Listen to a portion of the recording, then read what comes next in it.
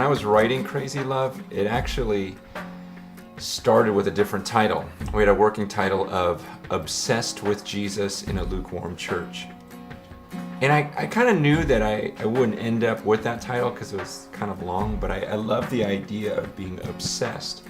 There's something about that word because there's so many people in the American church today who like Jesus Christ. There's no doubt about it. They like him, maybe even have some love for him, but I certainly wouldn't describe them as being obsessed, and yet in Scripture, that's exactly what we see the people, that's exactly what they are. I mean, but it makes sense. It makes sense because you think about it, if this group of people really saw a man die and then rise from the grave, it makes absolute sense that once they saw that, they would say, okay, nothing else matters. I really don't care about my house. Look, here, you can have it. You can, because I know there's something far greater than what's going on this earth. And so I think that's why they started selling their possessions, caring for one another, going, man, I don't care about things on this earth. All I care about is I got to make sure all of my friends know. I got to make sure other people know, because I am sure now that there's life after death.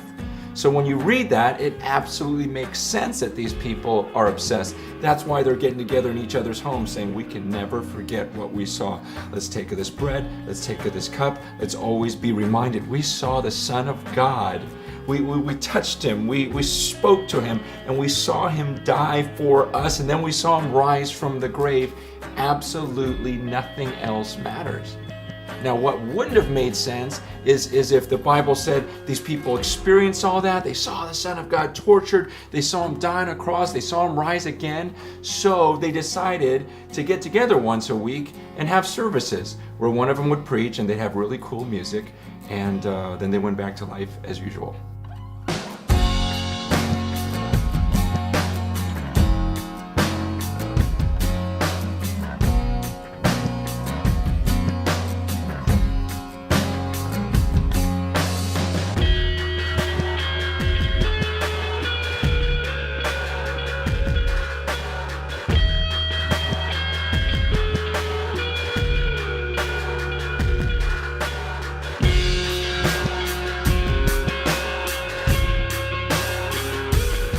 A lot of times when we read that passage in Acts and we hear about the first church, I know at least I did, I thought, man, that would have been so fun to be a part of a movement like that. So exciting, I should say, because people are selling everything, giving everything away. But I think in the back of our minds we think, well, that really can't happen in our culture.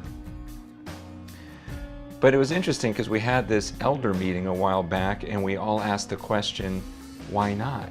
I mean, why wouldn't we do it? I mean, since when does the culture dictate the way we live? Shouldn't we try to live biblically? And as we looked at that passage more, we said, you know what? It seems like that was something new in their culture as well. Otherwise, why did they put it there? You know, they began to sell their possessions and care for one another because they were so focused on the mission, they didn't really care about their stuff. And we started thinking, you know, that's the way we ought to be. And it was the coolest time because the elders started saying to one another, wait, then why do I have life insurance? If you guys will take care of me, I don't have to worry about that. And we started looking at one another and saying, look, you know what, if anything happens to you, I would take care of your kids as though they were my own. My money's your money. This is the way we ought to live. We're more about this mission than we are about protecting our own stuff. And it was so cool because these guys would look me in the eyes and they would say, listen, if anything ever happened to you, I promise you that I would take care of your family. And I trusted them because by looking at their lives, I could tell, you know what, these guys are serious about God.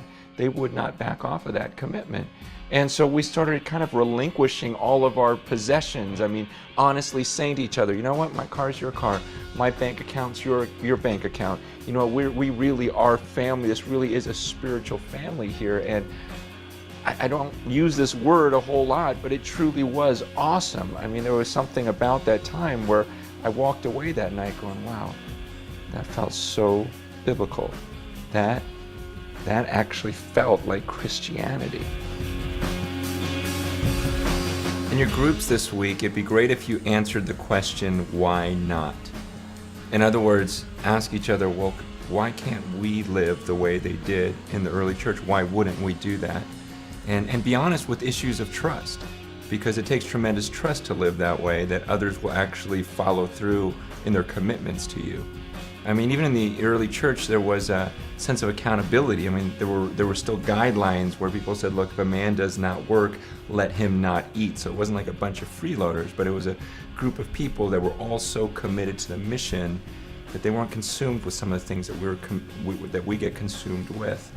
So in your groups, I guess it'd be great if it would be a time where you commit to one another and say, okay, are we really going to live this out? Because the truth is to live out biblical Christianity in the American church, that's a very difficult thing. And you really need each other for that. You need to hold each other accountable in these areas and say, look, you know what, we got to keep living this way, because otherwise you'll just fall into the pattern of the church. So maybe you take some time to just affirm your commitments to one another of how badly do we want this mission, and are we willing to live this way?